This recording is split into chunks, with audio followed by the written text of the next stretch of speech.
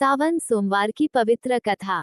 श्रावण सोमवार की कथा के अनुसार अमरपुर नगर में एक धनी व्यापारी निवास करता था, जिसका व्यापार दूर दूर तक फैला हुआ था। नगर में उसकी बहुत इज्जत थी, लेकिन व्यापारी का मन हमेशा दुखी रहता था, क्योंकि उसकी संतान नहीं थी। उसे चिंता सताती थी कि उसकी मृत्यु के बाद उसके विशाल व्यापार और संपत्ति का क्या होगा। पुत्र प्राप्ति की इच्छा से वह व्यापारी प्रति सोमवार भगवान शिव की पूजा और व्रत करता था। शाम को वह शिव मंदिर जाकर भगवान शिव के सामने घी का दीपक जलाता था। एक दिन पार्वती जी ने भगवान शिव से कहा, हे प्रभु, यह व्यापारी आपका सच्चा भक्त है। वह लंबे समय से सोमवार का व्रत और पूजा करता आ रहा है। कृपया उसकी मनोकामना पूरी करें।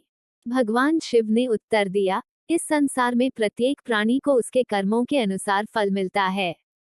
लेकिन पार्वती जी के बार बार अनुरोध पर भगवान शिव ने कहा, मैं इस व्यापारी को पुत्र का वरदान देता हूँ, लेकिन उसका पुत्र 16 वर्ष से अधिक जीवित नहीं रहेगा। भगवान शिव ने उसी रात व्यापारी को स्वप्न में दर्शन दिए और उसे पुत्र प्राप्ति का आश्वासन दिया, साथ ही पुत्र की अल्पायु की चेतावनी भी दी। इस वरदान से व्यापारी खुशी तो हुआ, लेकिन पुत्र की अल्पायु की चिंता ने उसकी खुशी को फीका कर दिया। व्यापारी ने सोमवार का व्रत जारी रखा। कुछ महीनों बाद उसके घर एक सुंदर पुत्र का जन्म हुआ, जिसे विद्वान ब्राह्मणों ने अमर नाम दिया। जब अमर 12 वर्ष का हुआ, तो व्यापारी ने उसे शिक्षा के लिए वाराणसी भेजने का निश्चय किया। उसने अमर के मामा दीपचंद को बुलाया और कहा कि अमर को शिक्षा के लिए ले जाएं। अमर और दीपचंद यात्रा पर निकल पड़े और रास्ते में यज्ञ करके ब्राह्मणों को भोजन कराते रहे। एक नगर में राजा की कन्या के विवाह की तैयारी हो रही थी। वर का पिता चिंतित था कि उसके बेटे के एक आंख से काने होने का पता चलने पर राजा विवाह से इनकार न कर दे। इसलिए वर के पिता ने अमर को दूल्हा बना दिया और राजकुमारी से विवाह करा दिया। राजा ने बहुत सारा धन देकर राजकुमारी को विदा किया। अमर ने विवाह के बाद राजकुमारी की ओढ़नी पर लिखा, राजकुमारी चंद्रिका, तुम्हारा विवाह मुझसे हुआ है, लेकिन मैं वाराणसी में शिक्षा प्राप्त करने जा रहा हूँ।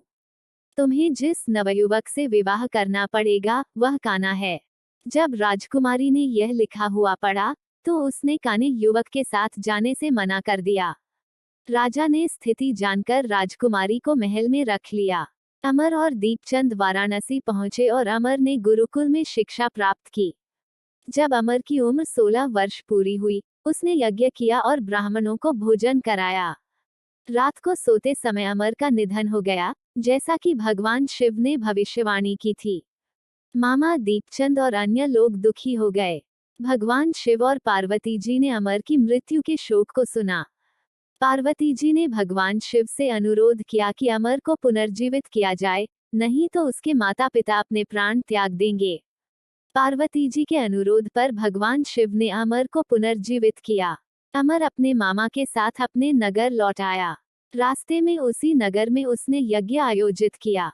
राजा ने अमर को पहचान लिया और अमर को महल में रखकर बहुत सारा धन और वस्त्र देकर राजकुमारी के साथ विदा किया। जब अमर नगर पहुंचा, तो व्यापारी और उसकी पत्नी को बेटे की जीवित वापसी की सूचना मिली। वे खुशी से भर गए।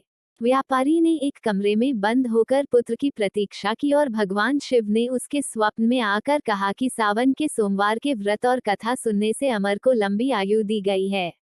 इस प्रकार सावन सोमवार के व्रत से व्यापारी के घर में खुशियां लौट आईं। शास्त्रों के अनुसार जो लोग सावन के सोमवार का व्रत करते हैं और व्रत कथा सुनते हैं, उनकी सभी इच्छाएं पूरी होती हैं। अगर आपको हमारे चैनल पर सावन माह की कथा अच्छी लगी हो तो हमारे चैनल को लाइक, शेयर और सब्सक्राइब जरूर करें और हमारे चैनल के नोटिफिकेशन बेल आइकन को भी जरूर प्रेस करें, ताकि जब भी हम चैनल पर कोई वीडियो अपलोड करें उसकी नोटिफिकेशन आपको मिल सके। जोर से बोलो हर हर महादेव। आप सबका कथा को सुनने और हमारे चैनल से जुड़ने के लिए बहुत बहुत धन्यवाद। ईश्वर आप सबका भला करे।